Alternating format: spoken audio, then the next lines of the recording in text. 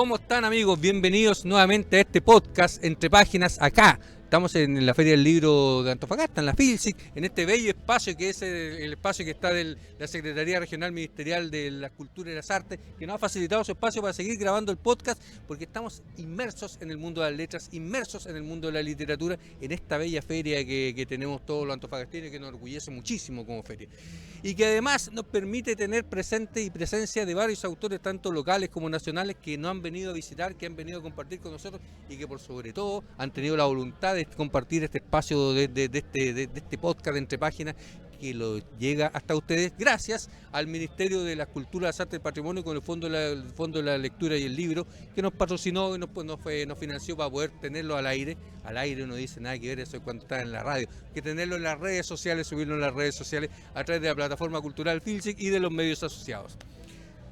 Qué larga la introducción.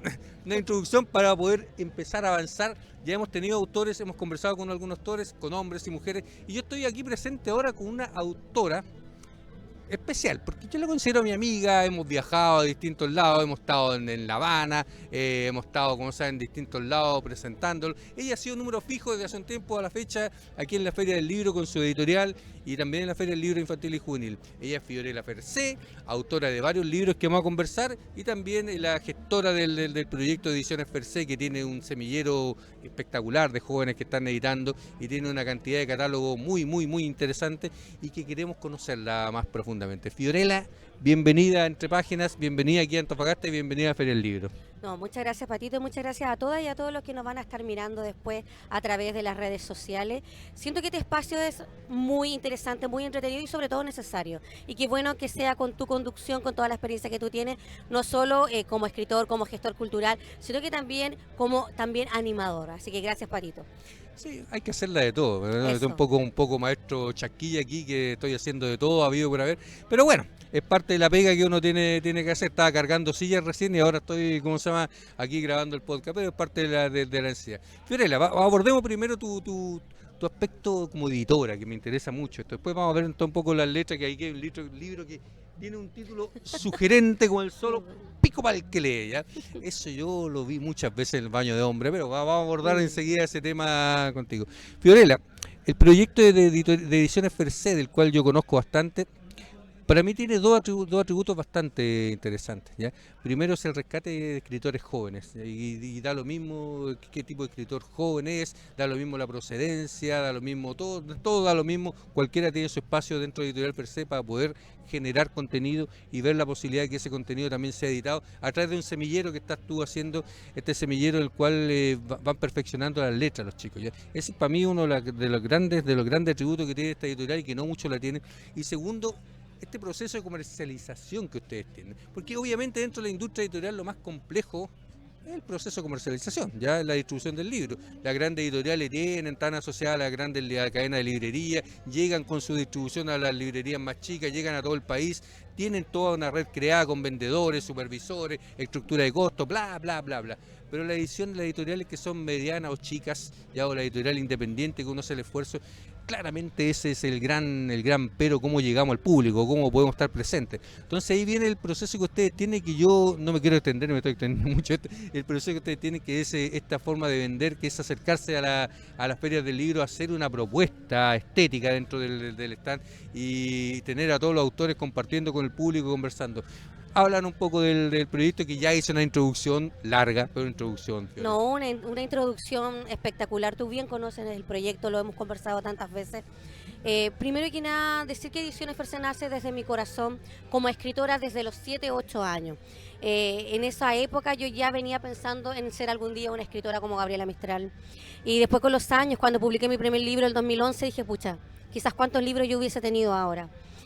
Después conocí a mi editora, conocí a otros editores y les dije a ellos que tenía el anhelo y el deseo de convertir mi sueño en la posibilidad de hacer esta editorial como Ediciones Fercé. Les entusiasmó la idea, el conseguir talentos jóvenes, lo que nos hubiese gustado a nosotros que hicieran por nosotros.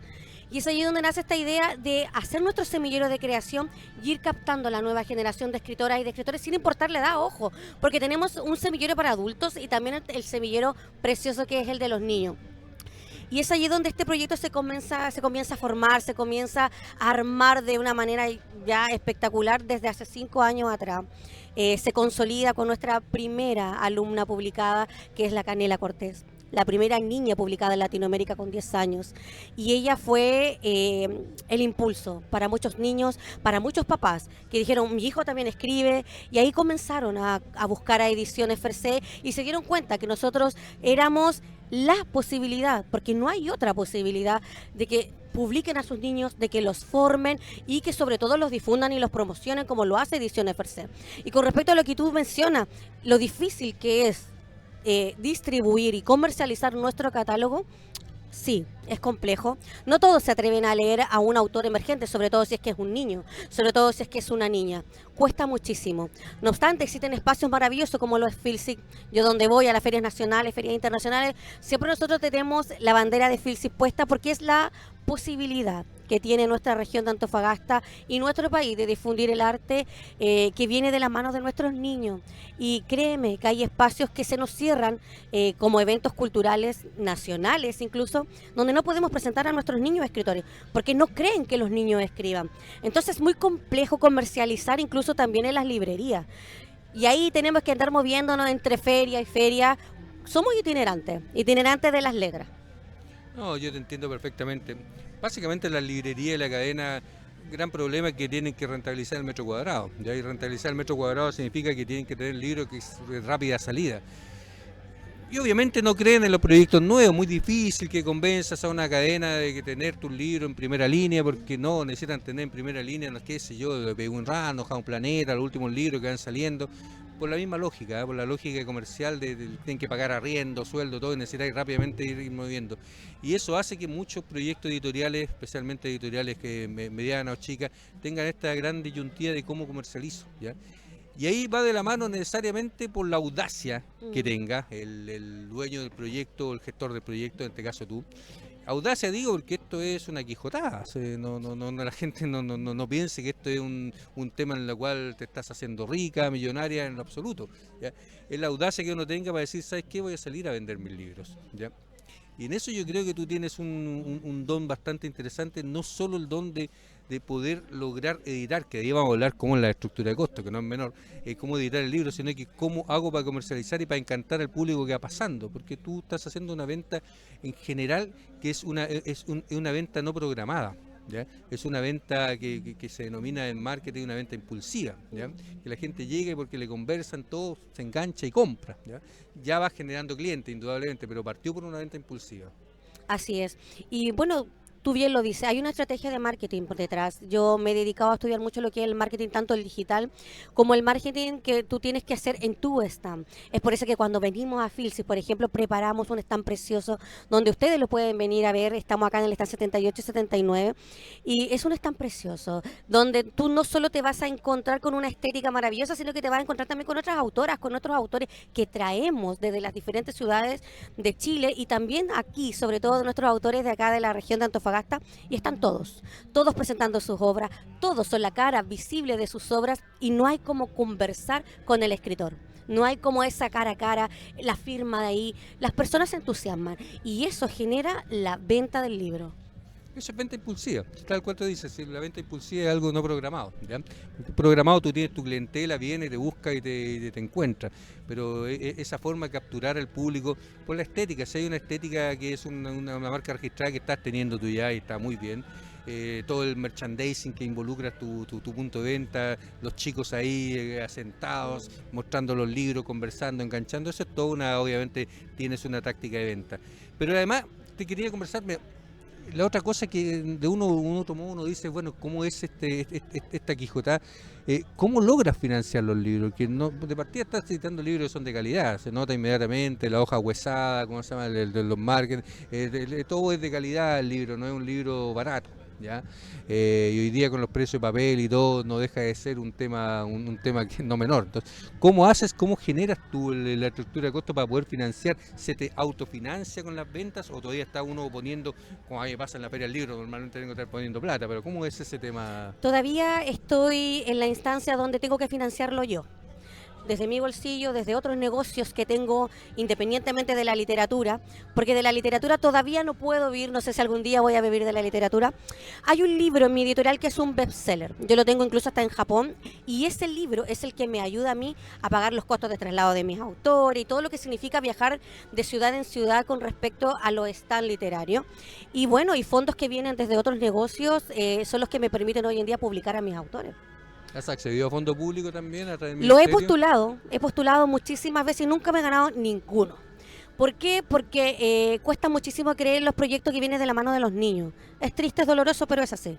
Sí, no hay una cultura no hay una cultura editorial infantil. La cultura editorial infantil está más bien sumida en el texto escolares, ¿ya? En lectura complementaria, en algunos libros que son para que generen como esa lectura a los niños, ¿ya? Pero no autores niños, ¿ya? Eso es muy raro dentro de la industria editorial, no conozco casos de niños editando, ¿ya? No sabría decirte la razón, yo creo que hay un tema de credibilidad, un tema de, no sé. Mira, pasa por ego, pasa por credibilidad, pasa por no creer en que los niños son el futuro de las letras. Ellos son los nuevos escritores, son nuestros nuevos referentes literarios. Y es por eso que yo siempre agradezco mucho desde que tú dijiste, Fiorella, voy a hacer una feria infantil y juvenil. Yo dije, wow, esta es la feria para Ediciones Fercé, la FIJU, porque es la feria para los niños, para los jóvenes, van a conocer ahí a mis niños escritores.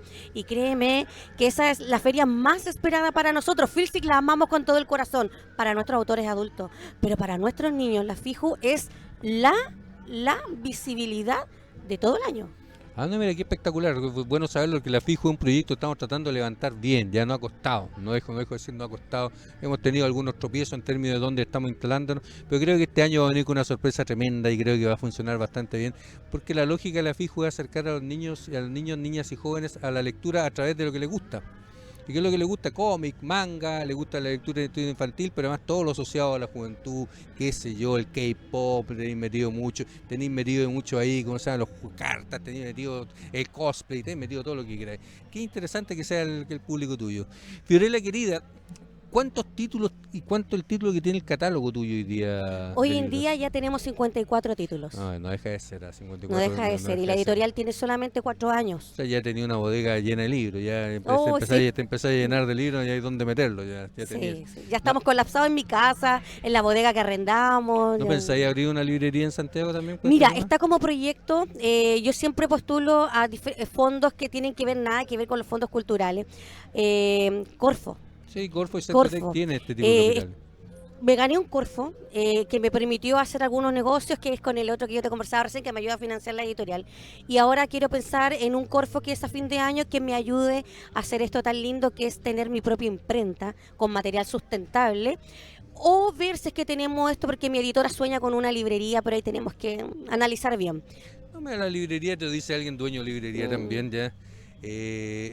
Es un negocio si sabéis tener controlados los costos. ¿Ya? La verdad uno vive bueno, tú en este caso son libros tuyos, pero nosotros que distribuimos vivimos del margen, ¿ya? Y el margen se puede ir desapareciendo rápidamente si los costos se descontrolan. De toda una vez, no es un negocio fácil, ¿ya? Es muy difícil vivir de la literatura, ¿ya? Es muy Es difícil. complejo. Pero y de la venta de libros, pero se logra si uno de repente tiene dedicación, y veo que en el fondo tú tienes una gran dedicación a esto. De esos 50 títulos y de esos autores tuyos, ¿cuántos autores antofagastinos tienes? El 70% son antofagastinos, ¿Radicados acá o radicados en Santiago? radicados en Antofagasta. ¿Y la literatura que tienen en la mayoría de estos autores, son una literatura arbitraria o también está implícito el territorio en esto? Mira, yo diría que de ese 70%, yo creo que el 57 o el 60% de nuestros autores son muy antofagastinos para sus letras. Sí, Sus novelas viajan por Antofagasta, viajan por Calama, por Chuquicamata. Entonces son de la zona. Entonces escriben a través de la zona, se inspiran. Incluso hay mucha poesía inspirada en la Perla del Norte. mira qué maravilla. ¿Sabes por qué te digo? Porque en general uno ya lleva años en este trote y el escritor escribe mucho del territorio. ¿Ya? Sí. Tú puedes estar, y de hecho escribe aún más cuando sale del territorio, ¿ya? Cuando tú te vas a vivir a otro lado, tu literatura empiezas a escribir con lo que te marcó, y lo que te marcó el territorio donde estás, normalmente, no son todos los casos, pero normalmente.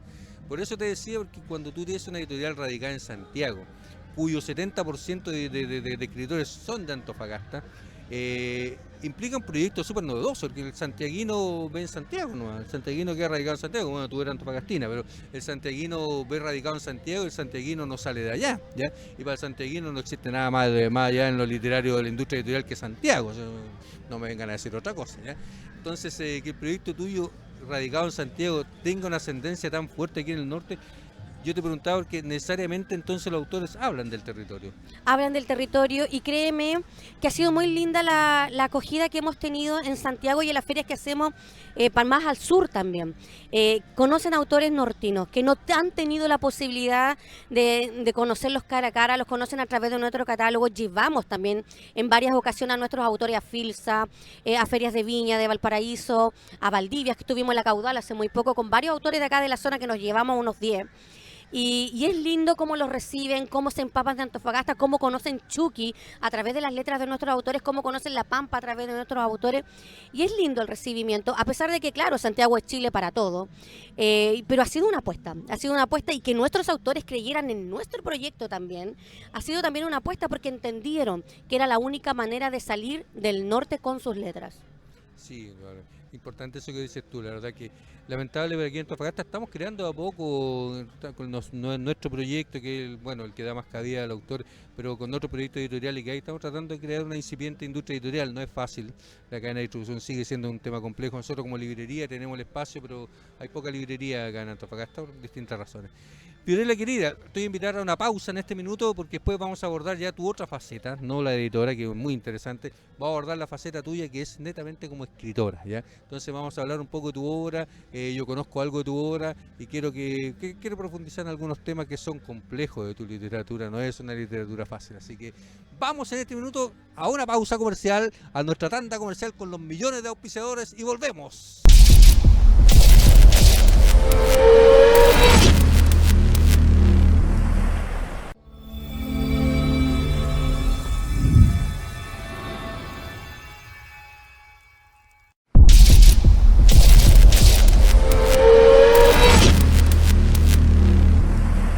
Estamos de vuelta aquí, regresamos a este podcast Entre Páginas, auspiciado y patrocinado por el Ministerio de las Artes, la Cultura, las Artes y el Patrimonio a través del Fondo del Libro de la Lectura en su concurso 2025. Estamos aquí conversando de las letras, de la literatura, con autores nacionales y regionales, estamos conociendo, insertando en el mundo de las letras, tratando de que usted se entusiasme, de que usted conozca, de que usted también pueda entusiasmarse a comprar un libro, a leer un libro de autores nacionales, locales, a incentivarse en la lectura. Estoy aquí con Fiorella Fercé, editora de Editoriales Fercé, obvio, ¿ya? Pero además quiero hablar de ella, de su literatura. Fiorella querida, tu literatura no es simple, ¿ya? Tu literatura es profunda, tu literatura aborda de un u otro modo temáticas personales muy complejas, ¿ya? Temáticas traumáticas, ¿ya? Y a través de esta liberación, de esta escritura, ¿sientes que estás liberando cosas personales tuyas o sientes que estás liberando cosas personales en el lector? Bueno, yo me defino como escritora social y como escritora social tengo una responsabilidad, que es entregar una literatura que hay que conversar, una literatura que te tiene que sacudir. Hay mucho de mí en mis letras, en algunos libros sobre todo, pero también hay mucho de mis lectores, hay mucho de esta sociedad que muchas veces es una mierda, que muchas veces es maravillosa, pero trato de enfocarla en narrativa, pero que tienen esta connotación que bajo mi punto de vista se tiene que conversar, ya sea Alzheimer, ya sea bullying, ya sea abuso sexual infantil, abandono, la vejez, etcétera, y etcétera, etcétera.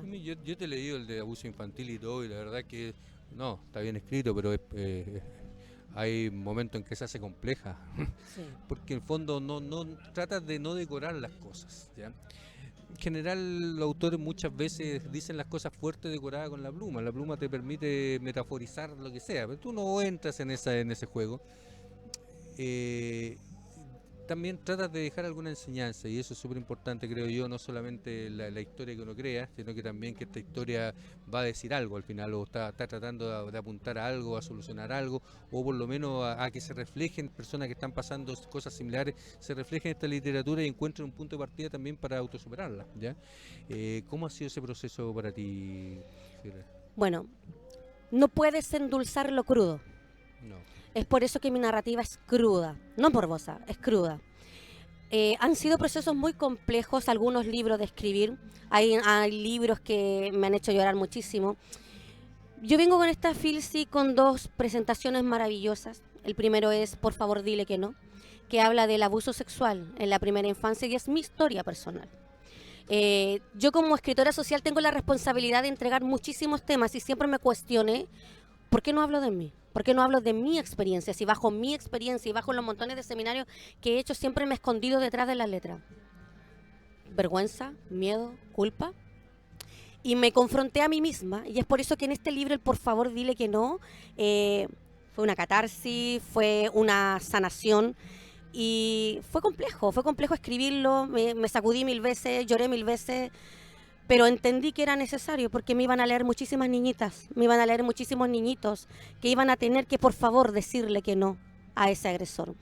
Y vengo con el Pico pa'l que lee, que si bien es cierto es un título súper rasca para algunos, controversial para otros, graciosos para quizás unos cuantos, no es solo una frase garabateada, es un grito de quien ha sido invisible para una sociedad, ya sea de su colegio, ya sea de su trabajo, ya sea de su casa, para aquellos que no son escuchados y que necesitan de una u otra manera visibilizar lo sucio que es la sociedad con ellos. Sí, mira, hay una cosa que es particular en el tema tuyo. Pudiendo haberlo abordado de otra temática, la autoayuda, ¿ya? Que hay muchos que su trauma quieren escribir y empiezan a escribir un libro para generar un relato que más bien va abordando en el aspecto psicológico, en el aspecto de reforzamiento, en el aspecto de acompañamiento, y terminan siendo libros que son de esa temática.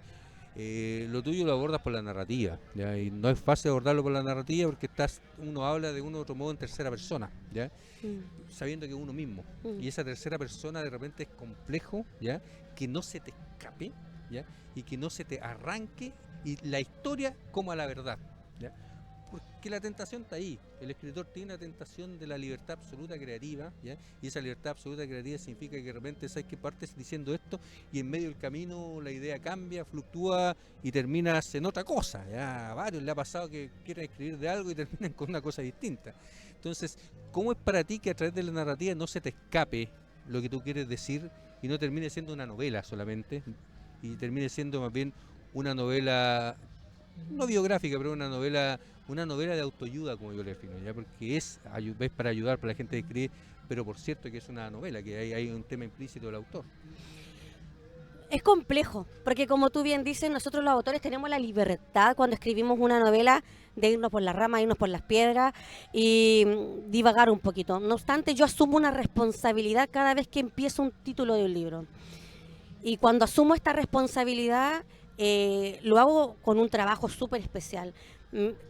Escribo, no sé, apunte, tengo mi lluvia de ideas donde yo me voy apegando 100% a ella para no irme con la fantasía de la que es la narración propiamente tal.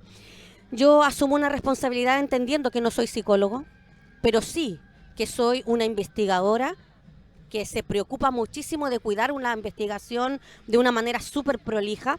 Y si se trata de mí y si voy a escribir de mí, siempre tengo que tener el cuidado de no traspasar la verdad a la ficción. Cuesta, como tú bien lo dices, tú eres escritor, cuesta muchísimo. No obstante, se puede lograr cuando tú asumes un compromiso de responsabilidad, de ir revisando, de ir viendo que te estás apegando a tu idea inicial. O sea, Hernán, gran amigo de nosotros, Hernán Rivera de Telier, te lo dice siempre, el proceso creativo, un 10% de creatividad y un 90% de corrección, ¿ya? Entonces, eso te preguntaba porque no es que me llamara la atención, sino que para mí no es fácil eso, ¿ya? No es fácil. Cuando uno escribe algo, no tentarse por aumentarlo, por disminuirlo, por ocultarlo, ¿ya? Y que la historia lo vaya mermando, porque a veces la historia la hace más entretenida, ¿ya? Que a veces las historias son duras y contarla de manera entretenida quizás te pasa. Pero bueno, me lo ha explicado bastante bien este tema, Fidel. Pico pa'l que lee. Yo cuando leo esa frase me acuerdo de las tonteras que escribían en el baño. No voy a decir otras cosas más que escribían en el baño de hombre. Tú estás ahí delante de la pared, no voy a hacer el gesto como cuando estás delante de la pared y leí las tonteras que escribían, o para el lado, pico pa'l que lee. Esa era la temática que uno hacía, que era más bien una burla. ¿Por qué le pusiste a este libro Pico pa'l que lee? Pico pa'l que lee era la típica firma que tú, como tú bien dices, te encontrabas en el baño de hombres, pero también en el baño de mujeres. Sí, Te lo sí. encontrabas en el metro, te lo encuentras en una micro acá en Antofagasta, bueno, pico para el que lee, y viene a ser un insulto. Y yo lo tomé como un insulto social. Pico Palquelé narra la historia de un chico que sufre bullying y que se le ocurre la genial idea de escribir una carta de desahogo, y que él en su carta de desahogo la termina firmando, bueno, Pico Palquelé, porque a nadie le interesa. Él pega esta carta en un metro y en ese metro es leída por muchas personas, y al otro día cuando él vuelve se da cuenta que al lado de su carta hay otra pegada. Y una chica cuenta su propia historia, no de bullying, sino que de abandono de su papá, y también firma, bueno, pico para todos los papás que leen. Y así viene un desahogo social de muchísimas temáticas, pero el eje central habla del bullying. Y pico para el que lee, en el fondo, es más que una frase garabateada, es un grito. Es un grito de aquellos que son invisibles con sus problemas. De un profe que no te pesca porque te hicieron bullying, de un papá porque te abandona, porque no te paga la pensión, o porque eres una persona que tiene SIDA y que eres discriminado en tu trabajo. Y así, muchísimos temas que son demasiado profundos para esta sociedad que muchas veces embarra tu dolor. O sea, sigue siendo la temática tuya. Interesante descripción eso de escritora social. Yo había escuchado un poco a alguna gente autodenominarse escritora social, pero bueno, da para mucho también. ¿Ya? Sí. Escritor social, tú podés también ser un escritor que está ahí analizando el contexto político, el contexto social, y son escritores sociales, ¿ya? Yo creo que tú más bien eres una escritora social, pero con un tremendo tema de superación, ¿ya? De buscar la superación a través de la literatura, superación de traumas, porque tú lo que estás relatando son traumas, ¿ya? No soy psicólogo, por cierto, y respeto mucho a la psicología, pero indudablemente el bullying, el maltrato, todos son generadores de traumas para toda la vida, ¿ya? Todos hemos vivido traumas para toda la vida, y uno de repente siempre va buscando siempre, obviamente, superarlo a través de distintas acogidas. Nosotros aquí en la Feria del Libro hicimos un espacio de salud mental donde pensamos que el libro te acoge, ¿ya? Y te ayuda a superar a superar lo que puedas, lo que quieras superar. Creo que lo tuyo es un aporte en ese aspecto, Fiorella. ¿Qué es lo que estás escribiendo ahora? ¿Qué es lo que viene después de Pico para el que lee? ¿Cuál es la temática que vas a abordar? Me imagino siguiendo la misma lógica, ¿ya? ¿Qué es lo que tienes en la cabeza hoy día para escribir? ¿Qué es lo con qué nos vaya a sorprender o nos vaya a hacer llorar, Fiorella querida? Bueno, con las novelas, con todas lloras, con todas te ríen, porque tiene eso que tú bien sabes leer entre líneas. Esto de la autosuperación, de la autoayuda, que viene bajo este concepto social, entre comillas. Viene La Dama de la Esquina, que habla de las personas con situación de calle. Entonces ahí hice una investigación. No esperaba menos.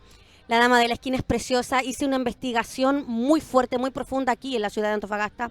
También estuvimos en Calama, estuvimos en Santiago y estuvimos en Valparaíso, con chicas prostitutas, con mujeres que son profesionales que decidieron abandonarse y vivir en la calle. Entonces es una novela, sigue siendo narrativa, pero tiene esto de por qué la gente llega a decidir vivir en la calle.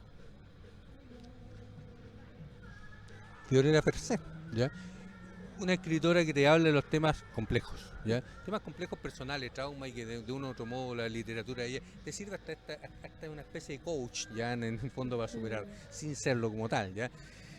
Fiorella, ¿qué te podría yo decir? A ver, mira, yo creo que dentro de la literatura, conozco harto la literatura, no hay muchos casos que te aborden este tema sin que sean narrativas, ¿ya? Toman y te crean una novela por el trauma, todo, pues sigue siendo novela, ya sigue siendo una historia donde uno toma ciertas realidades y las decora y la aborda, lo que estábamos hablando hace un rato atrás. Poder narrar la historia de verdad y atenerse estrictamente a la verdad es un ejercicio muy complejo, ¿ya? Es un ejercicio que involucra mucho la búsqueda de la objetividad, que es muy compleja también en la investigación, ¿ya? Porque indudablemente lo tuyo tiene mucho elemento de investigación y mucho elemento de sensación de realidad. Yo creo, Fiorella, que los libros tuyos debieran estar no solo dentro de tu editorial, sino que deben tener una posibilidad de lectura universal, ¿ya? Y creo que eso pasa por empezar a dar pasos más sustantivos en lo que viene, ¿ya? Y el paso sustantivo más lo que viene, yo creo que tienes que, mi imaginación, diga, debiera ser lectura complementaria a los textos tuyos. ¿Has pensado involucrarte en el rubro de los colegios, en el rubro Hoy de es mi lectura sueño. complementaria? ¿Ya? Es mi sueño, créeme. No es difícil, bueno, en Antofagasta nosotros como FILSI te podemos ayudar, tenemos la apertura para todos los colegios y hemos estado con un catálogo regional que esté leído en todos los colegios. Yo te ofrezco la ayuda en eso, porque creo que las temáticas que tú abordas son temáticas juveniles básicamente, que son de mucha ayuda. En general, Santillana, SM también la abordan, ¿ya? Y las otras editoriales, pero la abordan con de la forma como lo abordan ellos, ¿ya? Que es obviamente pensado en el colegio. Lo tuyo es más crudo, ¿ya? Lo tuyo es lo real. Lo tuyo no es Pepito ni Juanito, lo tuyo es lo que se vivió, ¿ya? ¿Has pensado de verdad meterte en el mundo? Es mi sueño. Créeme que, bueno, tengo tantos libros para jóvenes. Lo siento, mamá, el mismo, por favor, dile que no, este mismo pico para el que lee. Que claro, son libros que los jóvenes necesitan leer, necesitan enfrentarse a una realidad que no solo es la de ellos, porque dentro de un aula de clase hay muchos niños abusados, muchos niños y niñas violadas, hay muchos niños que están sufriendo bullying, niños que están haciendo su proceso de transición.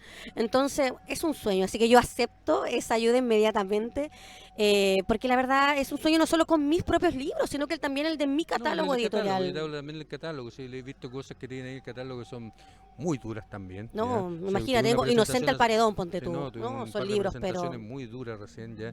Y que son muy duras porque es la experiencia y la tristeza que uno te da, lo que haya sucedido, el desprecio de la sociedad sobre ciertos hechos, ¿ya? Entonces, creo que en esta realidad hoy día que tenemos de sociedad, en este mundo donde están los jóvenes hoy día queriendo consumir cosas reales, ya no que le vendan solamente lo que le vendían antes, que todo era maravilloso, feliz y contento. Hoy día con la universalidad que en las redes sociales y todo, creo que es súper necesario abordar esta temática de una manera directa, ¿ya? No, y créeme que ayuda muchísimo al fomento de la lectura, porque jóvenes leyendo a jóvenes, qué maravilla. Vamos a conversar de ese tema más personalmente, no podemos hacerlo en cámara, vamos a conversar Muchísimas más personalmente. Gracias, Patito. Yo creo que podemos hacer algo muy bueno, ¿eh? Fiorella para mí es un proyecto, Fiorella Versión, un proyecto que creo que tiene mucho futuro, ¿ya? Así que para mí un agrado conversar contigo en este podcast. Esperemos que sea visto por mucha gente y esperemos también que no sea el último y esperemos también que sigamos manteniendo todos los contactos de la vida, hagamos los proyectos, Fiorella.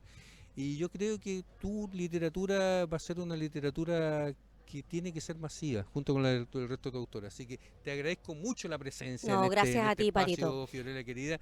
Ha sido una conversación interesante, entretenida como siempre. Y no sé, te dejo el micrófono para que te despidas a tus lectores que están allá en esa cámara, ¿ya? Para que le digas por qué leerte a ti y por qué leer tu catálogo.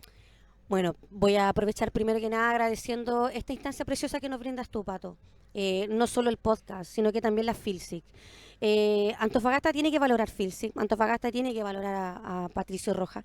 Es un gran gestor cultural. Yo creo que el trabajo que hace es tan grande y a veces tan poco valorado. Nosotros como Ediciones FRC lo queremos, lo valoramos yo de manera personal, no solo como su amiga, sino que también como la directora de Ediciones FRC. ¿Por qué tienen que leer el catálogo de Ediciones FRC? ¿Por qué tienen que leer a Ediciones FRC? Porque es un catálogo real, porque es un catálogo cercano, porque hay autores que son de aquí, que son de ustedes. Y yo soy parte de Antofagasta, yo soy de Antofagasta, no estoy radicada acá. Lamentablemente Santiago es Chile. No obstante, mis obras están aquí en Antofagasta. Yo voy a dejar libros que traemos de lanzamiento en FILSIC, porque yo quiero que tú te acerques a Pico para el que lee, quiero que te acerques a los lanzamientos que vamos a tener aquí en FILSIC. Así que sean todos bienvenidos a ir al FILSIC Café Literario, a buscar los libros de Ediciones FRC y mis libros como Fiorella FRC. Esa es Fiorella FRC, mi amiga, escritora y editora. Tiene que leerla, así que ¿dónde anda Alfredo Gutiérrez? Me dijeron que anda, no sé, en qué están recomendando libros. Alfredo se ha vuelto loco en la Feria del Libro, ¿ya? Pero como buen loco que es y como gran persona que es de recomendando libros, veamos en dónde está Alfredo para acompañarte, para ver qué nos vas a recomendar ahora. Nos vamos y volvemos con Alfredo Gutiérrez en la recomendación de libros. Síganos por favor conectados con nosotros.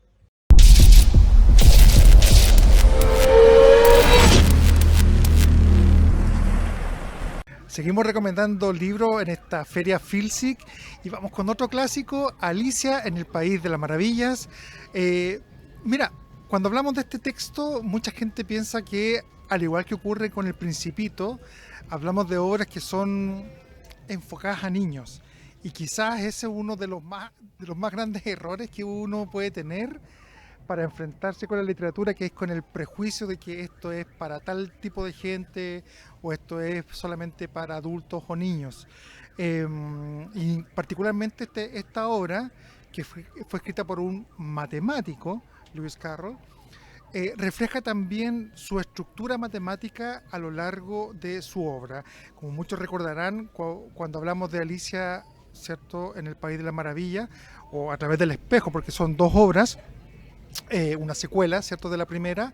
Hablamos primero de una niñita que se cae justamente en un orificio, en un hoyo, y comienza a tener una aventura pero realmente fantástica, donde se encuentra con personajes súper carismáticos y representativos de lo que es este mundo de Carroll. Tal vez la gente más recuerde, por supuesto, al gato. ¿Se acuerdan que cuando aparecía el gato o desaparecía, lo hacía con esta sonrisa bien extrema, bien perturbadora también podríamos decirlo? Y por supuesto también está el sombrerero.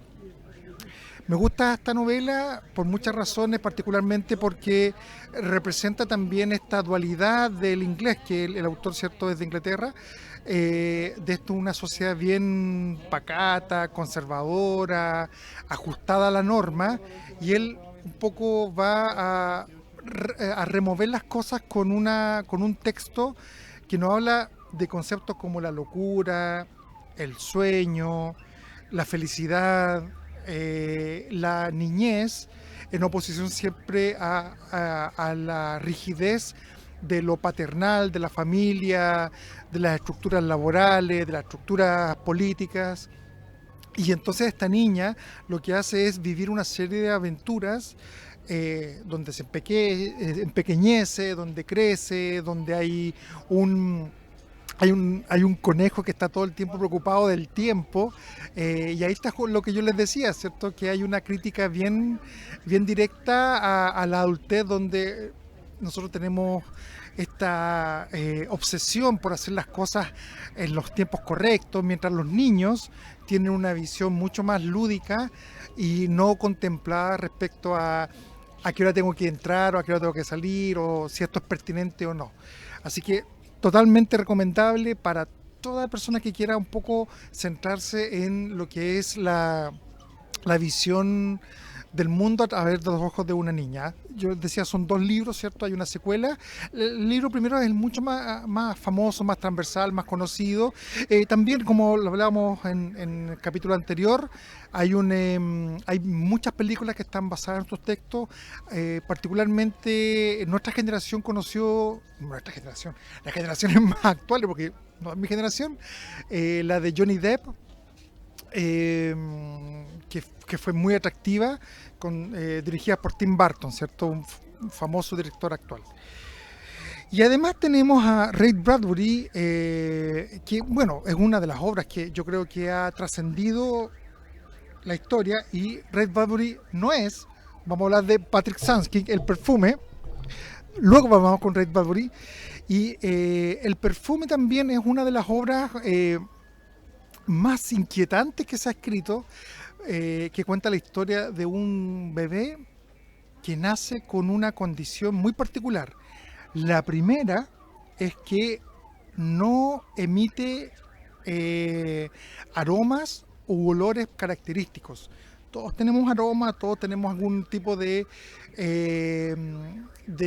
diferenciación respecto a cómo olemos, ¿no? ¿Se acuerdan de las feromonas, cierto? Que cuando tú conoces a alguien, de pronto lo primero que te llega es cómo huele, y después conoces a la persona, cómo es su pasado, pero de repente cómo huele es muy importante, muy significativo. Y el perfume justamente es la historia de un muchacho, no voy a decir un hombre, un muchacho que va creciendo con la obsesión de controlar un poco este tema del aroma, porque como él no genera, está en el otro, ¿cierto?, esta perturbación bien profunda de cómo adquirirlo. Entonces, uno podría decir que él va solamente a tener la habilidad de crear perfumes, de ahí el nombre, ¿no? pero realmente su obsesión va un poco bien en la línea de la psicopatía, porque lo que él hace en realidad es tratar de tener el aroma de todo, no es solamente de las personas, sino de las arañas, del agua, del aire. Él le comenta a la gente con la que conecta en su desarrollo de vida que él puede oler, por ejemplo, el movimiento de una ramita que está a kilómetros de distancia. Lo que es fantástico, ¿cierto?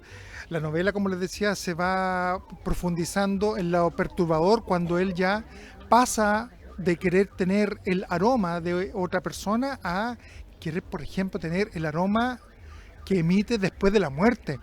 Entonces se transforma en un asesino. Y es un asesino que lo hace regularmente. Así que es una historia media policial, media significativa, y también tiene su réplica en el cine bastante interesante. De hecho, Dustin Hoffman hace un papel justamente de quien lo va a introducir en el glorioso arte de aquellas personas que hacen y crean perfumes para la sociedad. Ustedes, más de alguno va a conocer algún conocido, pareja, hijo, madre, amigo, que tiene una obsesión por usar perfume. Tú ya no vas a conocer su olor, vas a conocer ese aroma que él compra regularmente, ¿cierto?, en la industria.